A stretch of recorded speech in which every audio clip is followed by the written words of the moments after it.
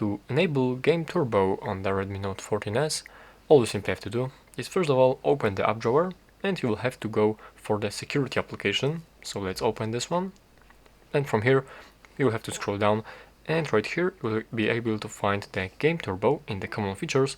But in case if you cannot find the Game Turbo right here, you'll have to scroll all the way down, and from here swipe up again to open the toolbox. So let's open the toolbox, and here we can find tools and the Game Turbo. So let's tap on this one, and it is in the vertical screen right here.